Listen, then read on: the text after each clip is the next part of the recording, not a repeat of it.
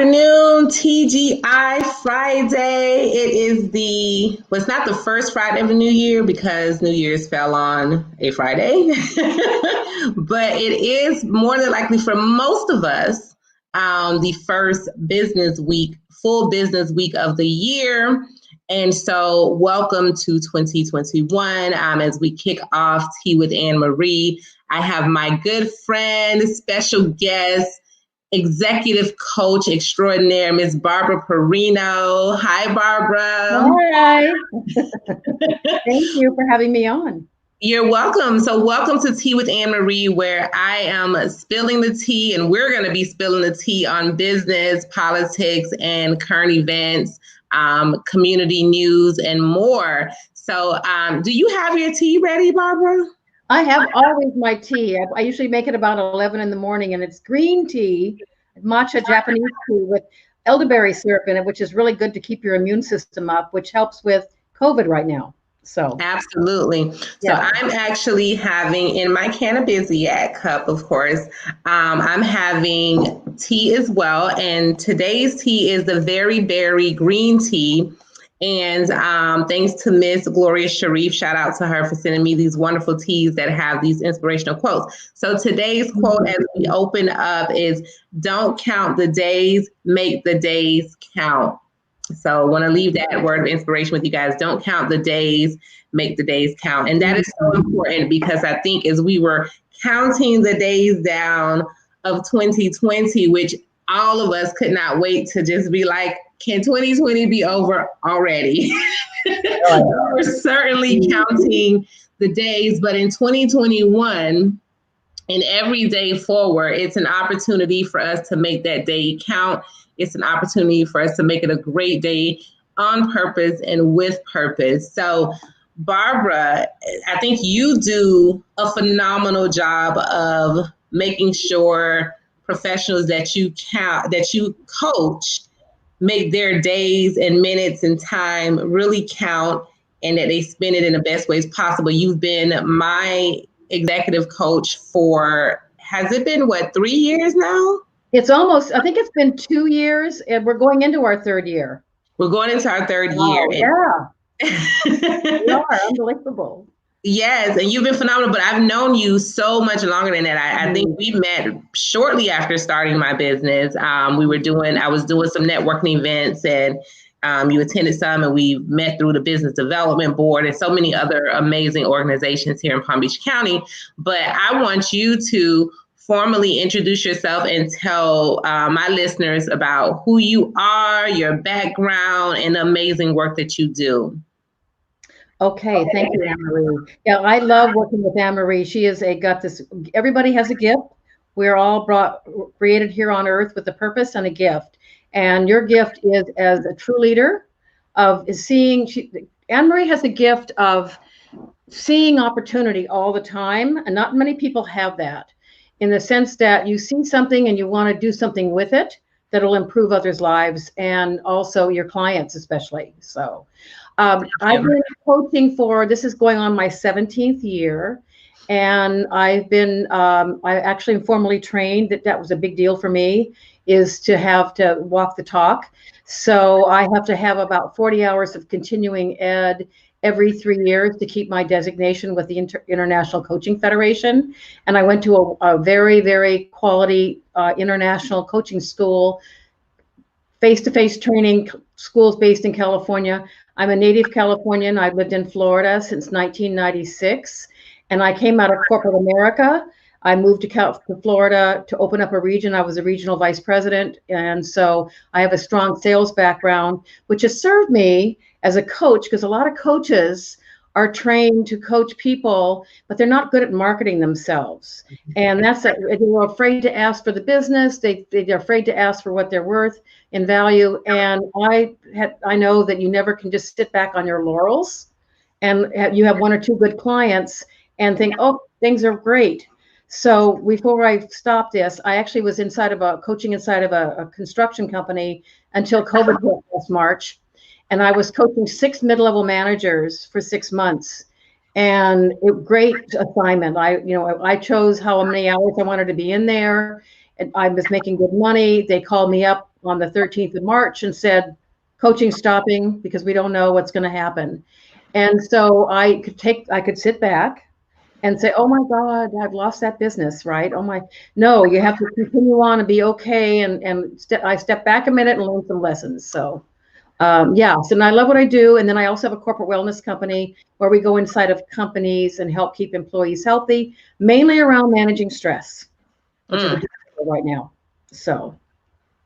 Well, I definitely hope that you can share some of those tips. And working with me, I am like always, my stress levels are always like on 10, and I'm, doing better at trying to manage them. And thanks to you, so I wanted you to be able to, as businesses, whether you're a business owner or a employee, executive or manager, whatever level leadership you're in your business, I wanted to have Barbara on to really help us set the tone for the year of where we can better, how we can better focus our time for time management, how we can better focus our energy and our mindset, especially coming off the year, the unprecedented year that we've all just experienced, and how can we utilize whatever lessons there may have been that we've learned to just have a better, more focused, intentional, productive, and prosperous 2021. Mm-hmm. Yep, absolutely. Yeah, and I want to say, from a coaching perspective, coaches don't tell people what to do. So when I work with Ann Marie, she knows what to do. It's guiding her, right? So, so you do want me to start talking about some things for people to think about? Yeah. Yeah. So I think it's been a challenging year. I'm a believer there are no coincidences. So what happened this year, obviously, there were gifts and there were lessons. If we can look at it through those lenses, it would serve us. So maybe stepping back as you're making your plans into going into 2021 with your business is, what did you learn about yourself during this last year? Because you had to compromise and change maybe your business model. What are the gifts that you're taking with you that you learned about yourself and your business in 2020 that you can utilize and continue on with this year? And what are some lessons? What are some things you learned about your business, yourself? There's a lot there to unpack. So I'd say take some time to step back and see what it is. And maybe it might be advantageous to even look at your business plan. Did you create a business plan before the COVID hit in March and you're still on that plan? Or did you create one after March of 2020? Or one that you created years ago? Is it time now to step back and say, do I need to tweak it a little bit? Do I need to change it? Yeah. Because a lot of companies, if you're doing business with people who there are a lot of office settings are not going to go back physically until June or July. It's just so safe. Yeah, let me pause you there for a second, because I've been in, a few different conversations over the last couple of months. And especially as we were even thinking of, how do we plan for not just 2021, but typically most businesses have strategic plans, business plans, operational plans for 3, 5, 10 years. And I think that 2020 has changed that game tremendously, where businesses and leaders are now saying, wait a minute, I don't think I can even plan 3 to 5 years into the future for my company. I can create some general high level goals. However, to have that finite strategic plan, it's almost impossible right now to plan for 3 to 5 years. So it seems like it's more of a 12 to 18 month strategy that I am hearing. Is that what you're in your coaching sessions and expertise? Is that what you're seeing, hearing, advising? Absolutely. is to be loosely. I think 3 to 5 years is great to have long, strategic things that you want to accomplish, but don't wrap your hands around them tightly because again, I'm a present moment person. So I just say we have what we have. So plan out what you want to do with your business 3 to 5 years, but don't, come back. I mean, right now, this is I think that one of the lessons from 2020 was we got so crazy in our life, in our pace of life up until March of last year, that we kind of left what was really important for us all as human beings on the back burner, and putting our family, ourselves first. Self-care, that's a big deal for me. Self-care, family, and our lives. And we got so caught up in social media with our businesses that this has made us stop and say, okay, reprioritize what's really important. Is it your health or is it your business? So a year out, yes, but right now we're, there's going to be a while before they get the vaccines to everybody, and some people may not even want to get a vaccine. This is an interesting year, so my request as a coach is just be very easy on yourself when you're planning your business goals and your personal goals for the year, and maybe readdress them in 6 months or a year. Okay, now I can plan for a longer period because I feel better about what's going on. And that's a good point. And I think that's the struggle that so many have, because I mean, naturally, I'm an Aquarius. So I am always looking into the future. That's just my natural way of doing things. And so one of the hardest things for me, just in general, but definitely in 2020, was being present, being mindful of being present, and because I'm always ahead, right? I'm always planning ahead. I'm always thinking ahead. I'm visualizing what's next. And so it's such a catch-22 now, because it's like, oh, create your goals, dream big, visualize, go into the future, but at the same time, be present. Yes. I want to accomplish that. Yes, and you're visionary. You have to, all successful businesses have to have someone with a little. You have either, if you're a one-person show or you have people working for you, there has to be a visionary. You are one. At looking at the 25,000-foot level, you need to do that. But you also, and I can tell, successful large company CEOs know to take the time to back off a little bit and take a breather. So a lot of them will take a 30-day vacation. I mean, not anybody heard of Richard Branson from Virgin Airlines, Virgin Pacific, all the different Virgin companies. He works out of a hammock on his island in the Virgin Islands in Nectar. He literally doesn't sit in a desk. So what he does is he appreciates what's going on around him, but he always says, when you don't want to get wrapped up in high level all the time. You've got to take care of yourself in the process. And if you're able to train your mind to do that, which sometimes is through meditation, will give you some clues that'll show up any day in the present moment that'll like, oh, you know what, that made me think of something. I need to do this. That's a gift of being more present, is there are presents for you to help you with your business and succeeding. I love that. And I'm definitely working on it, because what I realized in 2020 was that I had no time to think. I don't know if that makes sense. Like, yes, there were thoughts going through my mind. I don't want to make it seem like that, but it was literally everything. Because for us, we never stopped. So there were people who literally had that stop moment and slow down. And what am I going to do?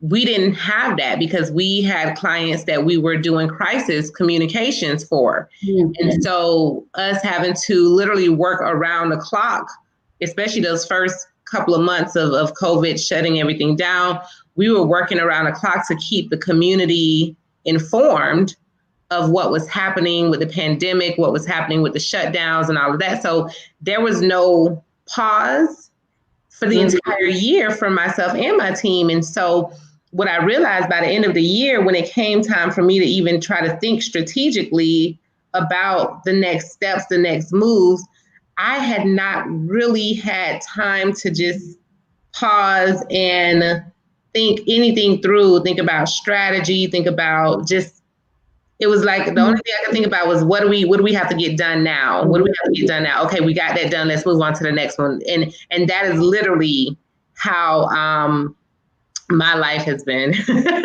And so for others who may experience that same type of pace, what advice can you give those persons? Yeah, it's a tough one because like with you, you're an idea person, so you're always got some new idea going on. Your brain doesn't shut off. It's always got 100 different directions. So we've worked on what we've talked about, Anna Marie and I, is that if you've got 2 or 3 other enterprises beside, or if you have one, is spend some time, put it on your calendar, get a little organized on strategic planning or meeting with yourself once a week for 2 hours, put it on your Outlook. If you've got an assistant, to sit back and just take undivided attention on this process that I need to do, right? And then I'm going to do some other things as well. The more we can do that, I think the better you are. And if you're a visual, are you a visual person where you have to see it? Oh yeah. Yeah. I have to think of it, write it down, and then look at it. Yeah. So if you can have like whiteboards or something where you can, for you've got all these different entities going on. You've got to separate them all, right? And it's so important in all of this to make time for yourself by putting it on your Outlook calendar, whatever you use. If you write it in a day planner, make time for yourself every week just to pamper. Maybe it's a massage. Maybe it's taking a yoga class. Maybe it's taking a walk at the beach here in South Florida or out in nature, which is a natural stress reducer, is being in nature. Something to get that brain calmed down a little bit will serve you to be a better leader. Because the problem with thinking all the time, things fall through the cracks. Yes. And if there's nobody holding accountability, that's great. If we all were strategic thinkers, that's great, but how much would you get done, right? You need somebody to ground you. So it's always to make sure you have a circle of influence around you of people who offset maybe the qualities you're not great at that can serve you and help supplement who you are. Yeah, no, definitely. And I thank God for an amazing team of people that I have, because they really work their tails off to execute and get it done. I can come up with the strategies and the big ideas and what we're going to do to move our clients forward or move our company forward.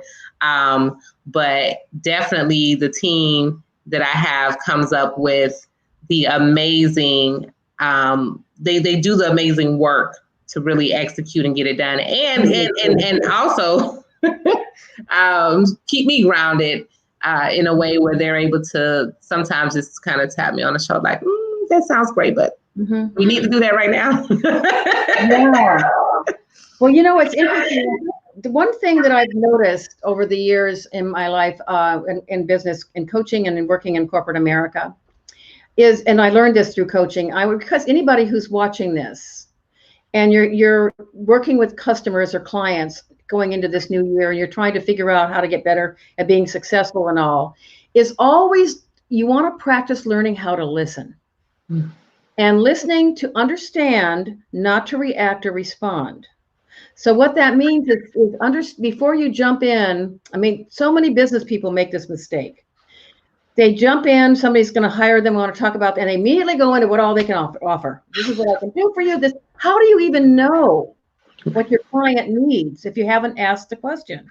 And you do a little research, hopefully, beforehand on their website, maybe a casual conversation, to find out what their key buttons are. What is it about them? What is their environment? I do that when we get clients.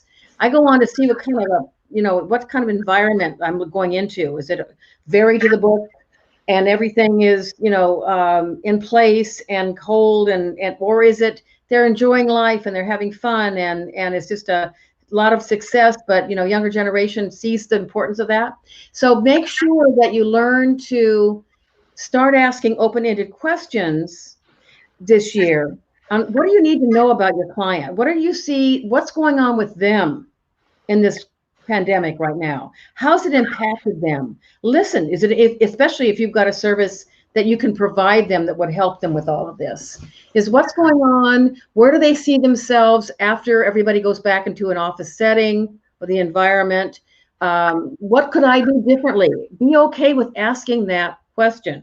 What could I do differently? And listen to what they say. You know, if you had a magic wand and you could change things, what could I offer that you don't have now?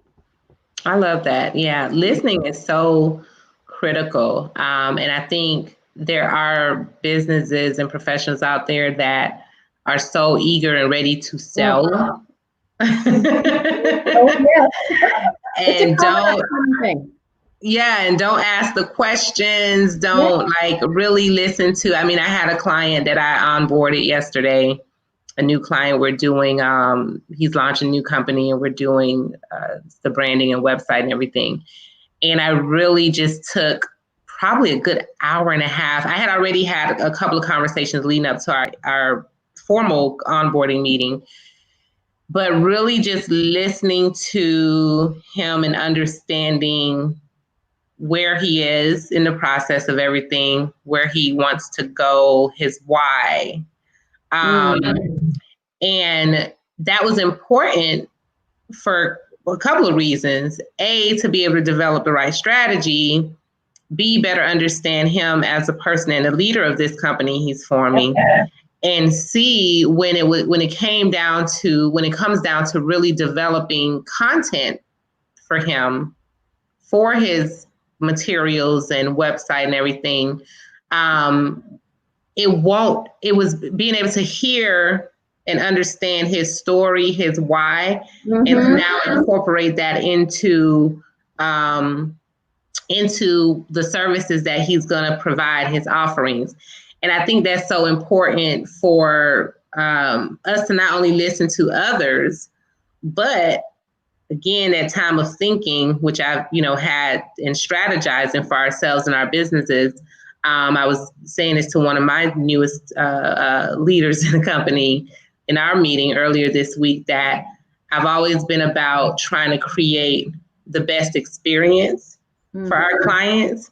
And all of us can provide probably the same type of services in our respective industries. So, there are tons of marketing and public relations firms that can do a logo, create a website, run an ad, place an ad, whatever that may be, write some content. There are plenty of people out there, talented people that can do all of that. The differentiator, just like even with coaching, there are plenty of coaches out there, right? Yep. The differentiator is how we listen and the experience that we leave our clients and customers with. It's us having the experience, even having that in mind before we even meet or come up with a strategy. What experience do we want them to have with our team, our services, our brand, our strategy? What experience, and then what is the outcome of that experience? And so I think for businesses and professionals, that's one of my tips that I would give, is really focusing on not just listening, like Barbara said. It's so important, because if you're listening, then you can also build the experience, the customer experience as well. And Steve Jobs, there's a video with Steve Jobs, but this was back when he was talking about Macintosh. I remember But he talked about them building computers and systems. He's like, he can go into a room and sit with a bunch of engineers and build a product and market a product. But he took a different approach and said he's like, I want to create an experience. I want to anticipate what the customer need is. I want to anticipate how they interact with and utilize my products. And then I create the products around that experience and that user interaction. And then we market it. I love that. That's so cool. Yeah, I so believe that. It really is so important. And I think too, it's important that, by the way, when you're doing what Ann Marie has done, as far as having an hour and a half conversation with her new client and going over that, if you've got someone you working with that's in your company besides you, create a question list for them. Put some legs around. What are some questions that would be helpful to ask? You don't have to go through all of them, but it's very important is to find out, for your particular industry, what are some questions I need to ask my potential client or my existing client because the model, 80% of business comes from 20% of your customers. That may not be true for Ann Marie's because of what you do, but most companies, you want to groom those relationships that are really loyal or love the relationship you have with them and change things. I also want to say that's important that everybody really understand clearly what is it that differentiates you from your competitor. Mm. You need to know why would somebody want to do business with me? What do I bring to the table that's going to spark that little interest? Like, I want to engage them or her. I want to, what is it that you all need to know that? Well, maybe first ask your question, would I want to do business with me? That's a great one. Yes. Right. And yes, you would. Right. Yeah. You see creating the customer's experience for you. That's a big deal. A lot of people don't understand that. Oh, yeah. Especially when you're in a professional service industry.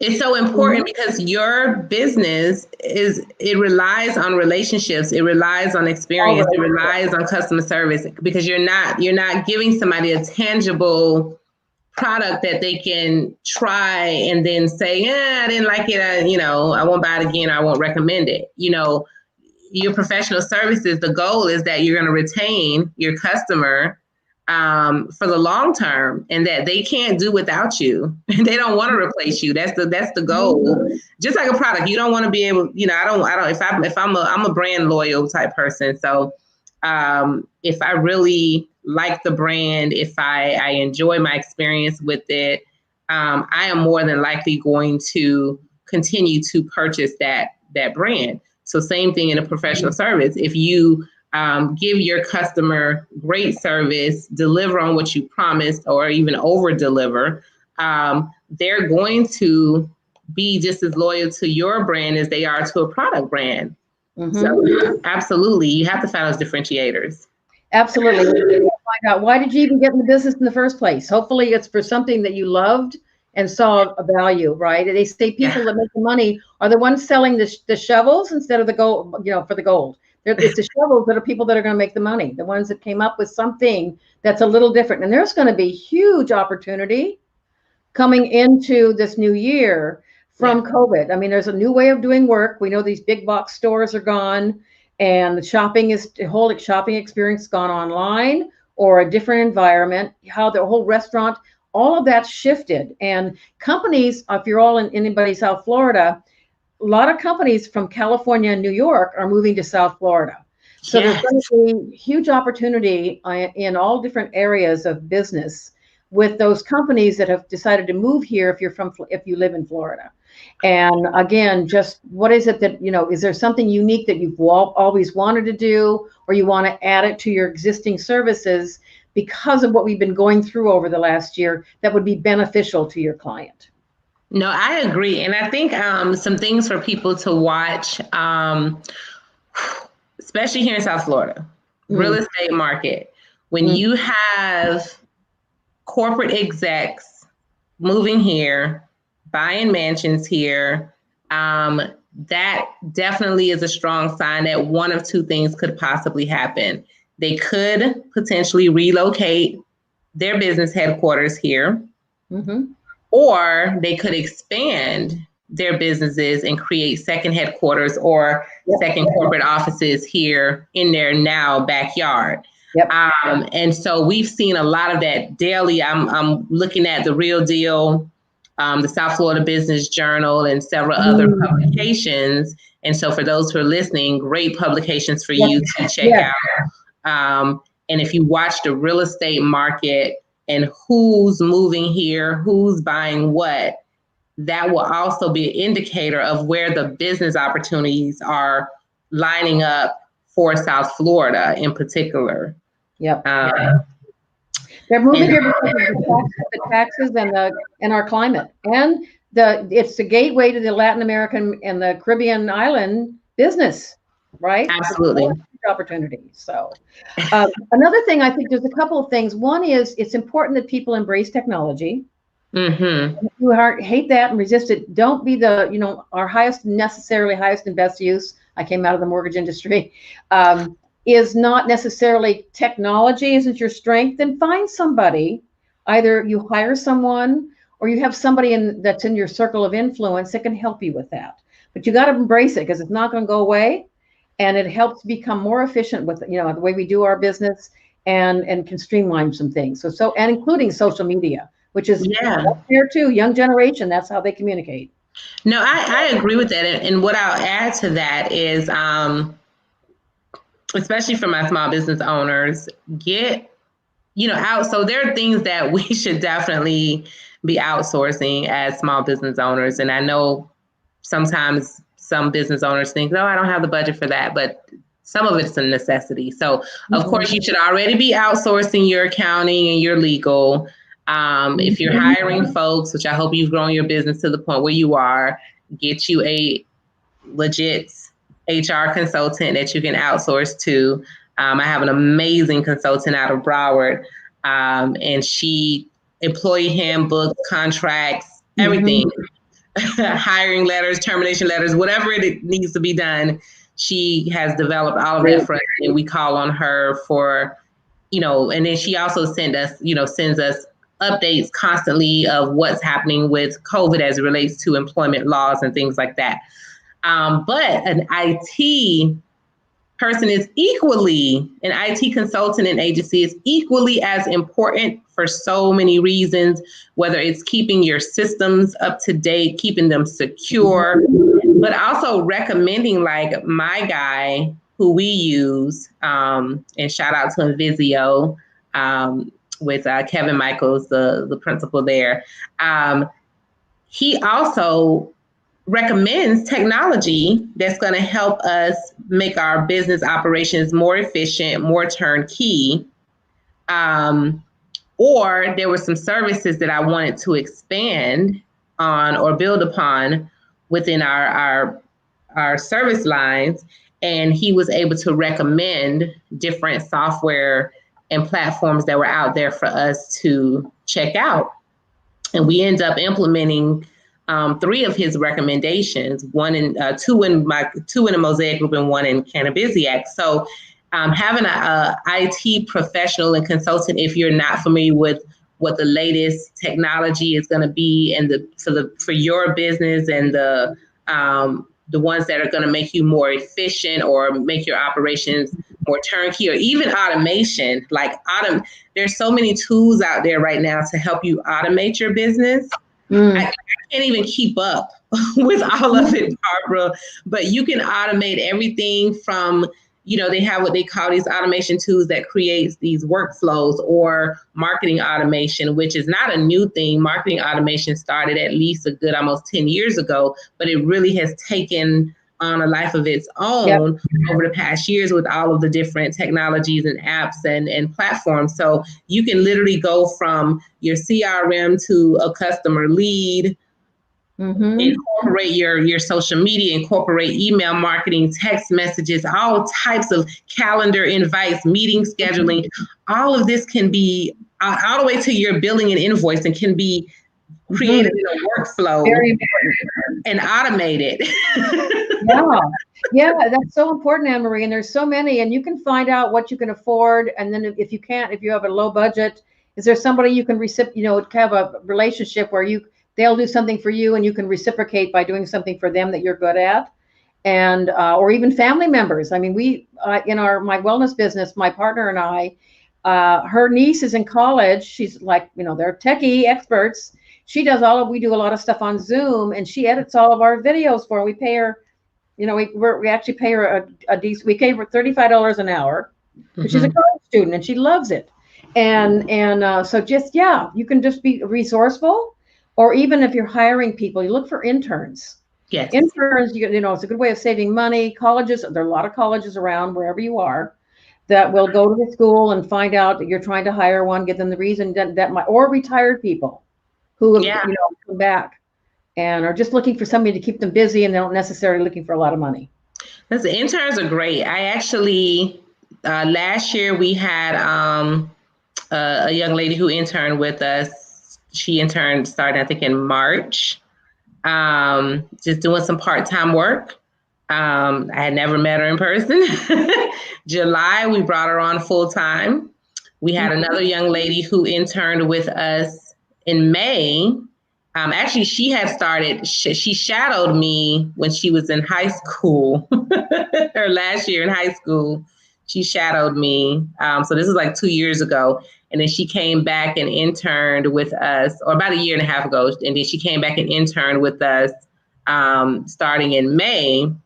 And then she graduated recently, and we went ahead and hired her on full time in January. This last week was her first. This week was her first real week as a full time employee. So interns are great because they get a chance to come in and learn your business, especially those who are in their third or fourth year in college. In her case, the last one, she had done 2 years of college and high school, so she only had 2 years to do to get her bachelor's. But they're in their junior, senior year in college.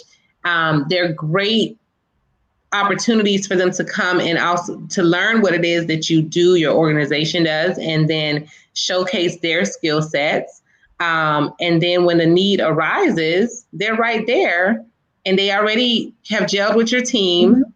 They know, at least have an idea. They may not know everything, but they have an idea of what you do. And you've already seen their work ethics. And you've seen if they're groomable and if they can be trained and if they can be a good asset to the organization. And so I am, happy that we're able to, we don't get to hire all of our interns, but I hear great stories. Like I just heard one of our interns is working in a TV production for a big station up in New Hampshire that interned with us one summer. So you just never know, what opportunities you're going to create for somebody. But interns are amazing, and we're always looking for great interns. Absolutely. What's our time like? Since I'm not, I know you had some other things you wanted to go into. Yeah, so we have about another 15, 20 minutes or so. Okay. So did you have another tip you wanted to share? I have two more that I think are very important. One is we have to be agile. We have to be able to go with the flow and change. And that can be really scary and hard for some people who resist it. And I've been trained in change, and there are 3 personalities. There are those who, like Ann Marie's a leaper, I call. Leapers are constant ideas, risk takers, find an idea, we're going to implement it right away into the business.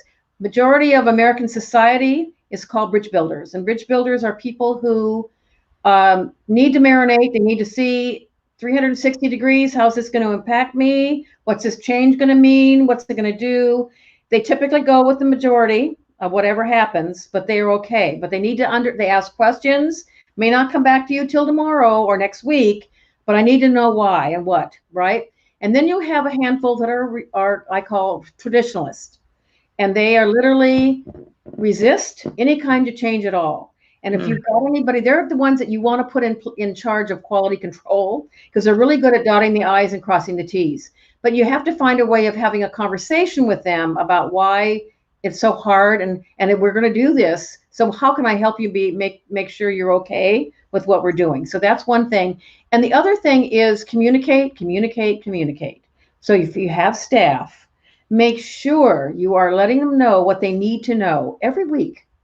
Put it on a board, have a Monday Mac quarterback meeting in the hallway. This is what's going on. I know Ann Marie does this with her staff. Go over what we did last week. There's something we need to talk about that happened. And what do we learn about from that? And then this is what our main projective of our main thing that we're focusing on this week. And these are the things that are going on that are impacting people. So-and-so's out of the office on Friday. Can you step in to take their place? So it's important that you communicate. The more you do, the better off you will be with yourself, with your clients, and with your staff especially. Oh yeah, like I tell my team, I'm like, over communicate with our clients. Yeah. Let them be the ones to say, okay, I get it. I got the email. Never assume, because assuming is how we think. It may not be how the other person thinks.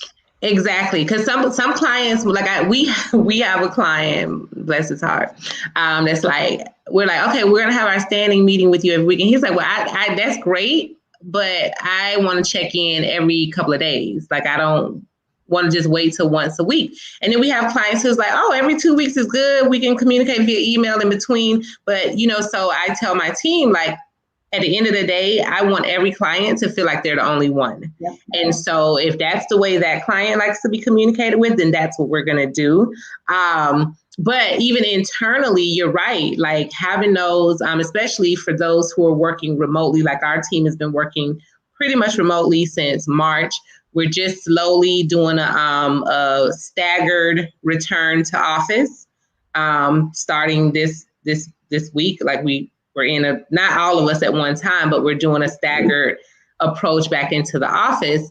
But being that we're working remotely, we definitely needed to find ways to communicate. And what we did find too, Barbara, and this is and I'm sure other teams may be experiencing this, because we haven't been in person and haven't been able to do like our usual social gatherings, our office networking events, and things that just really made us, be able to have those bonding moments. We're really missing that. Mm. And so we've decided that, starting this month, we're definitely going to incorporate a socially distanced outdoor activity just for us to be able to get together and get to know one another. Because some of us didn't meet each other in person until, for like my new hires, didn't meet each other in person until our retreat in December. Yeah.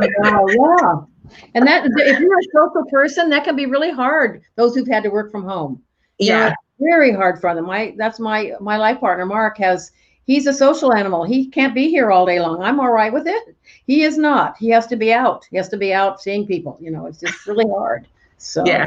And then one more thing, and that is, don't charge less or give your clients discounts unless you're brand new to the business and you're going to do it for put a boundary around that, a time frame. Offer more. Give them more stuff, value add, but don't discount and try to be the cheapest to try to get the business. It's not going to serve you. It really is not. I really request that you don't look at that as something that you want to, it's a losing proposition, bottom line.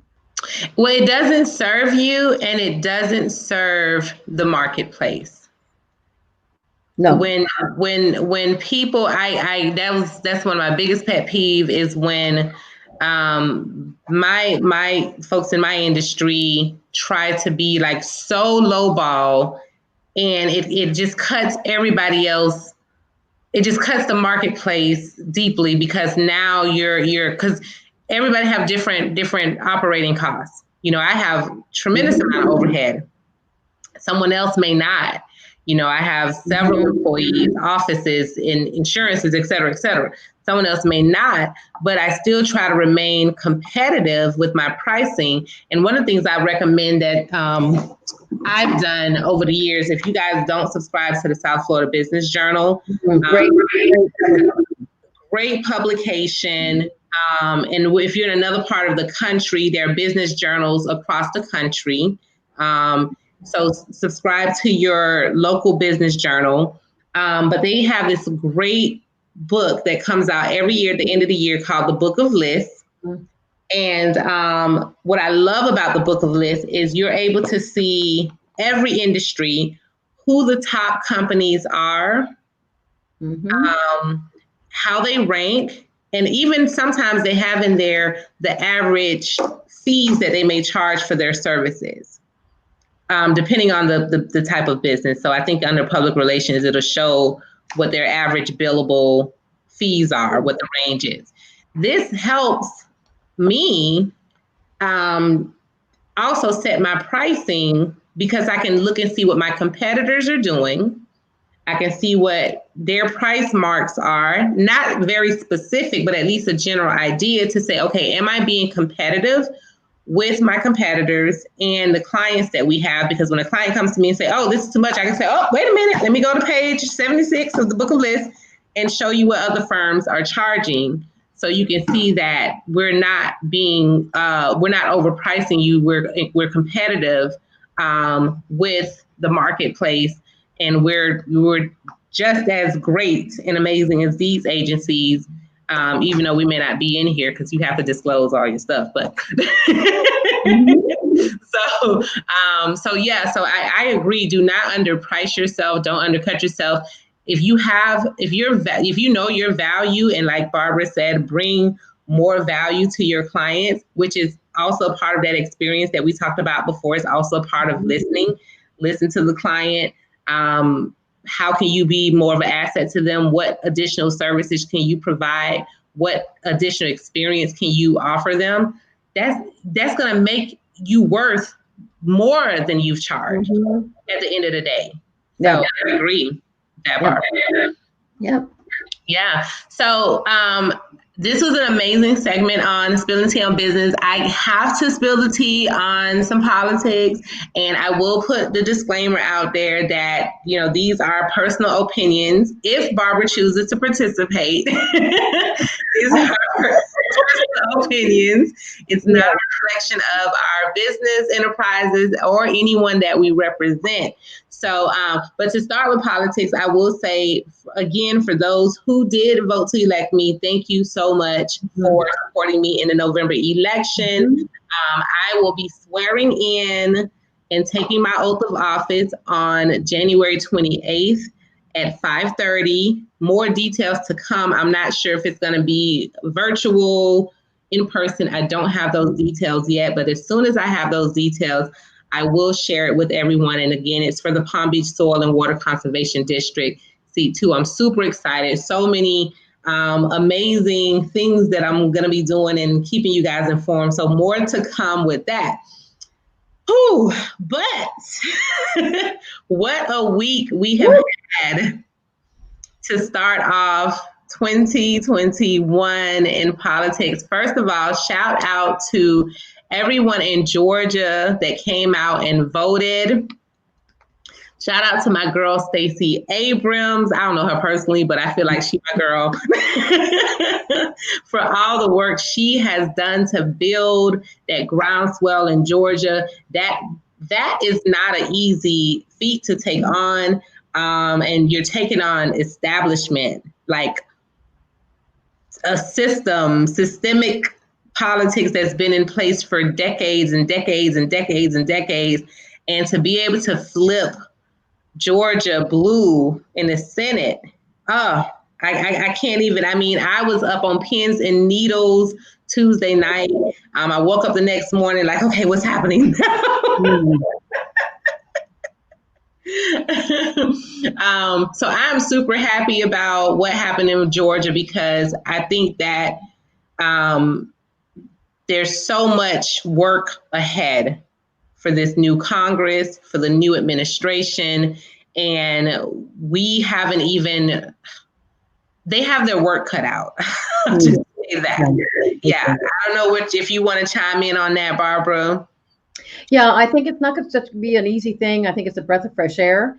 And I'm excited about on January 20th, the inauguration and all. And I won't say too much. I know we're on a live platform and I've keep peace in my house. I have to be mindful. But I am so, I jumped up and down on Tuesday. So yeah. No, I'm excited about it, and it's unfortunate what took place the next day, but I think it was such a day of reckoning, and it's unfortunate that it took those events in Washington, D.C. for people to suddenly get a conscience and say, "Oh, I'm going to resign because of this," and it's like, well, where was your conscience for these last 4 years or 2 years or 3 years, however long you've had your position? What took you so long to do your job? And that is my biggest issue with a lot of politicians that are holding space. And I'm going to say that, holding space. You're not doing your job. Your job is the job of the people, and to do what's not a person for the people and not a person. Yeah. And it took you this long, and for something like someone had to lose their life because, and that bothered me, that the media and the conversations, it was like the woman who died, it was like a bleep on the radar. Like her life just did not matter. And I don't care what the circumstance was. I don't care that she may have put herself there, whatever.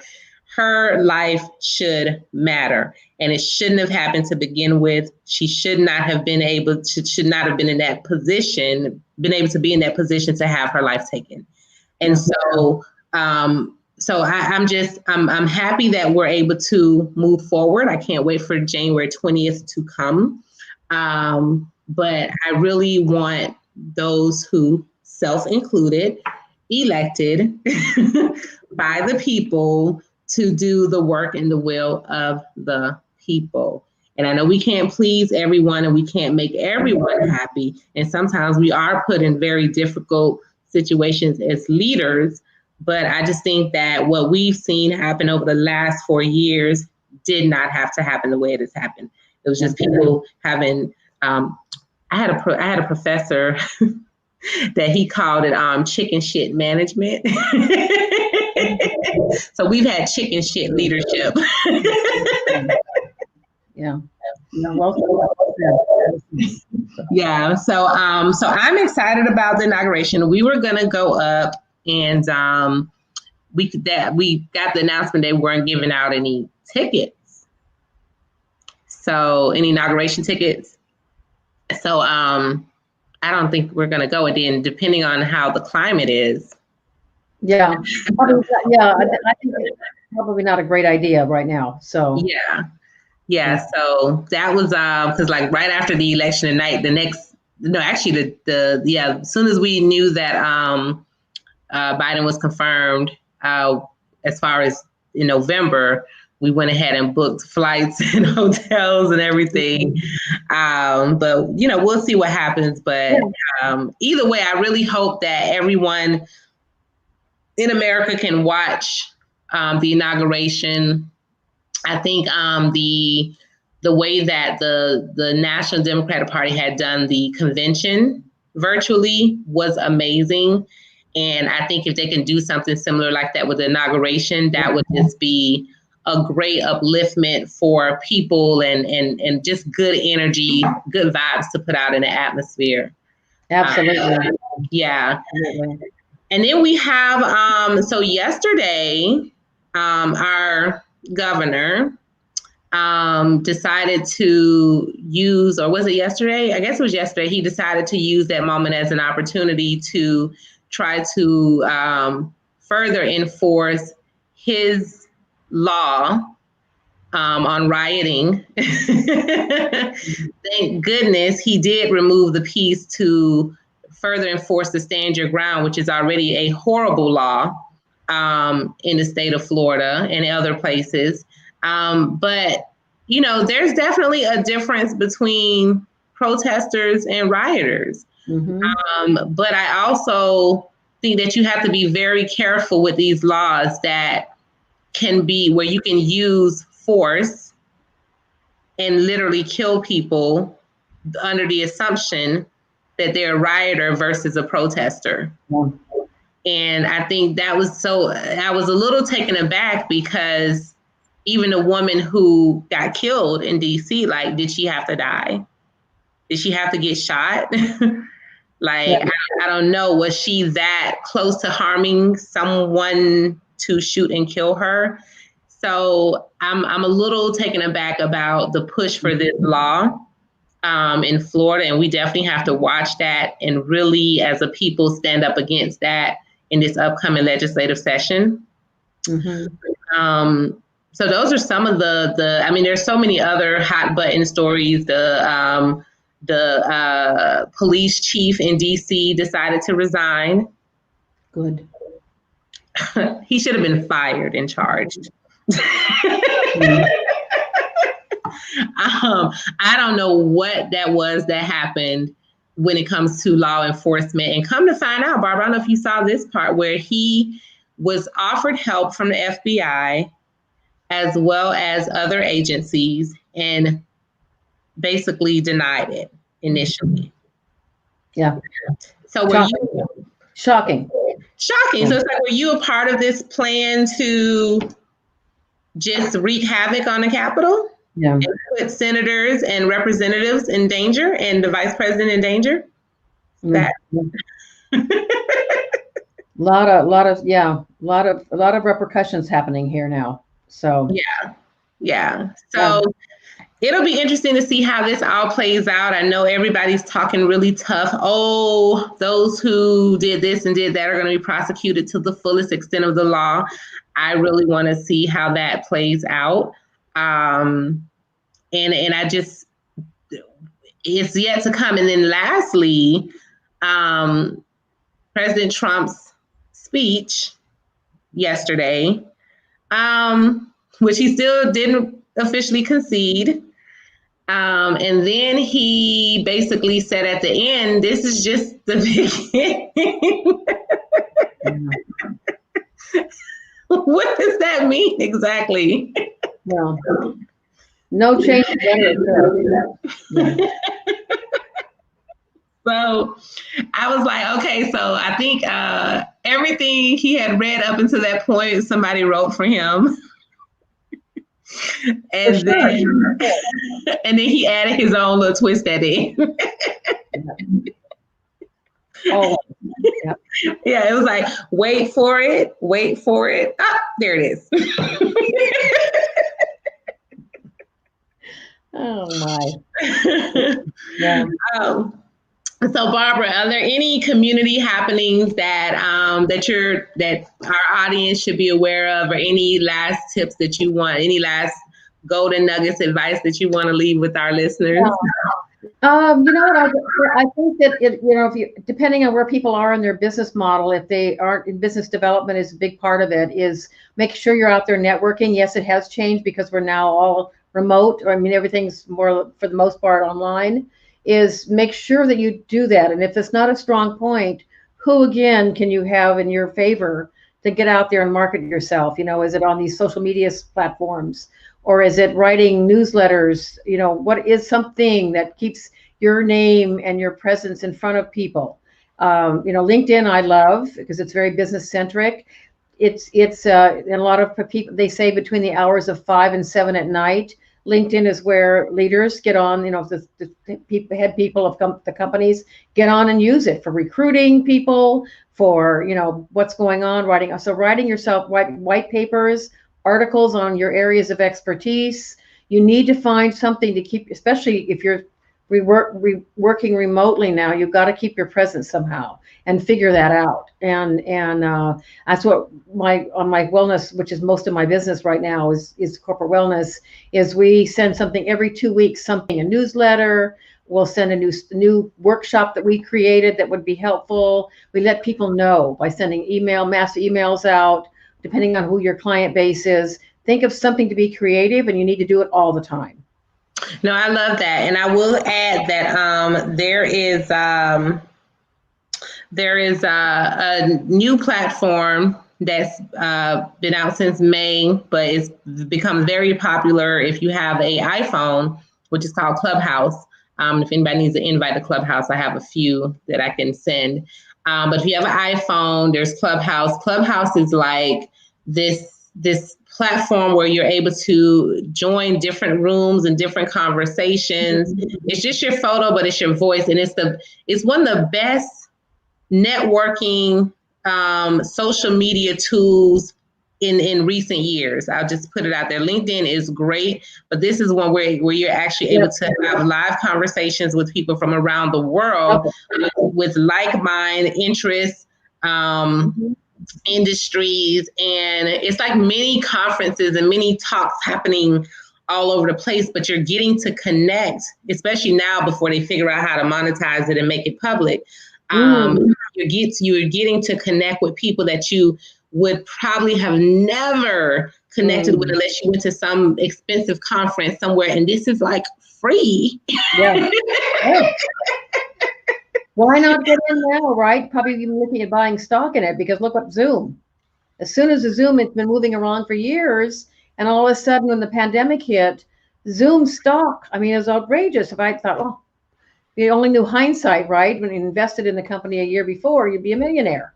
Exactly. If I only knew, then that Zoom would have been what it was now. So yeah, so as soon as they figure out how they're going to monetize Clubhouse, and as soon as they figure out how they're going to make it public, yes, I will be an early adopter of the stock. Yes, there you go. Yes.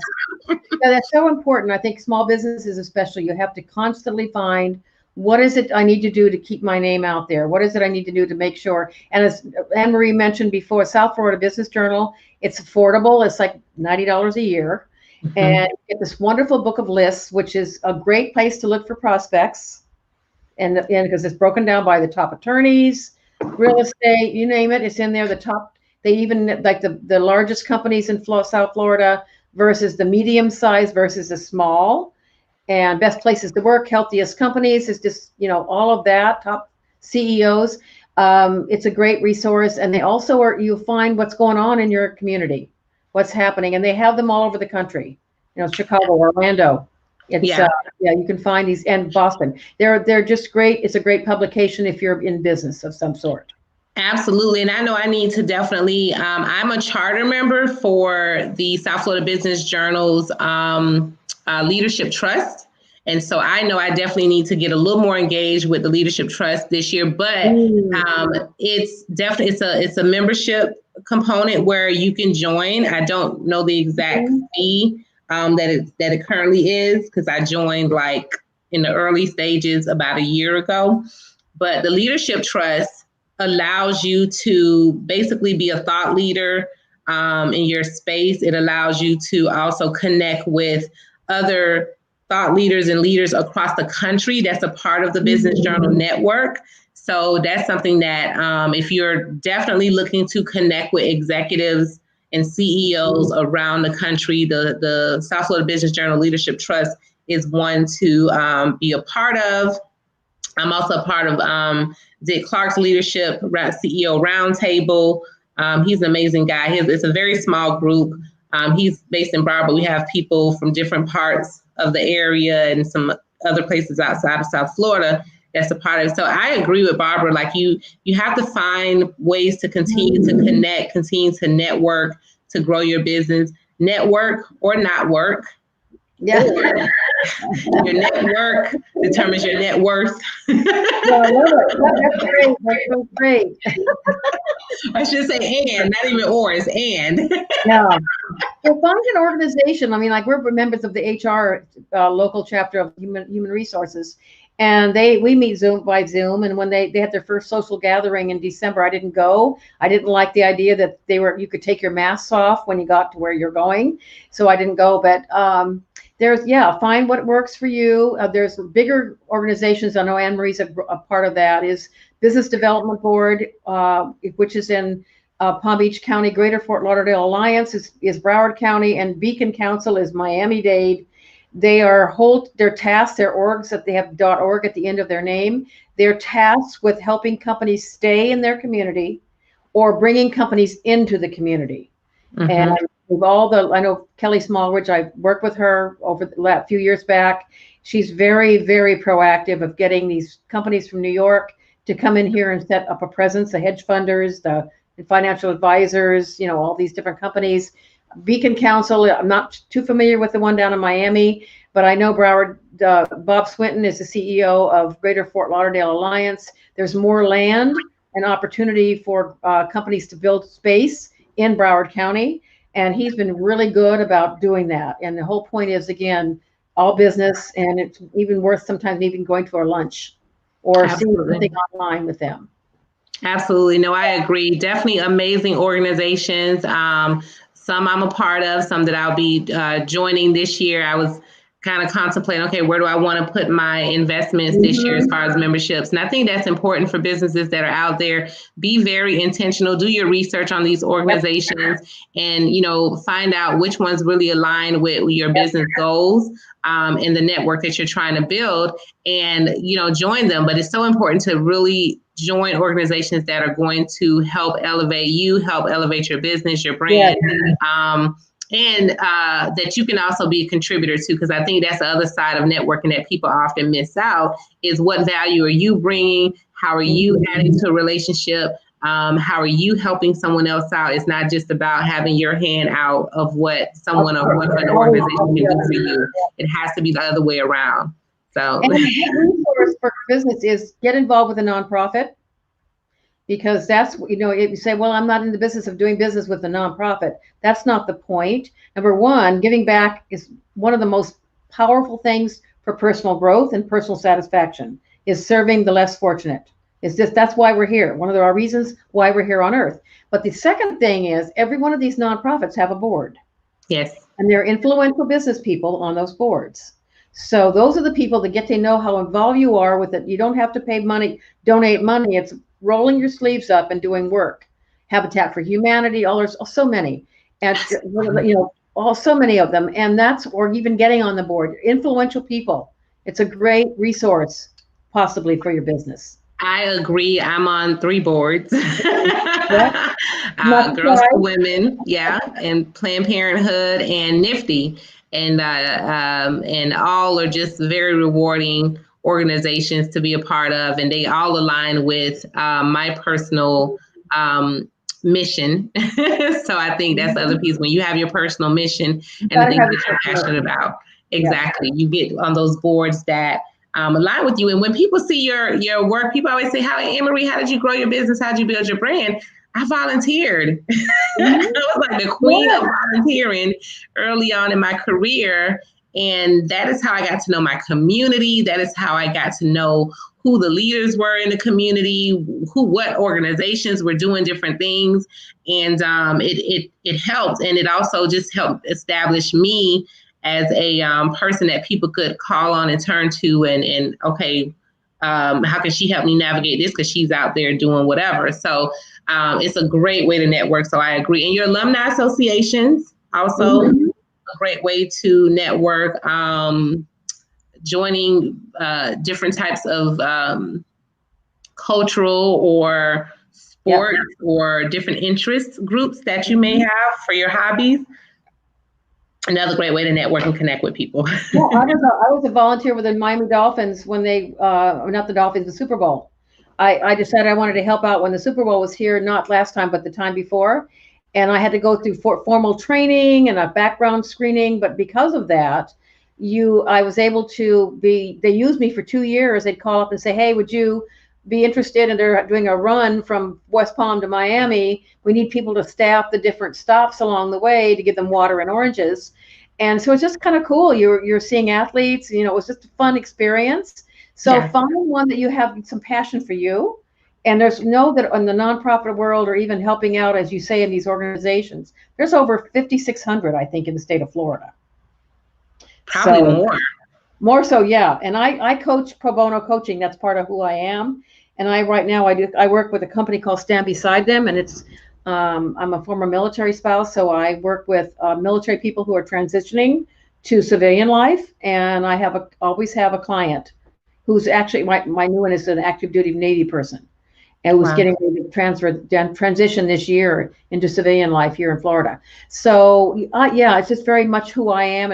We all have to. Ann Marie's very involved with that too. It just keeps you grounded, and it makes you feel good about yourself and life.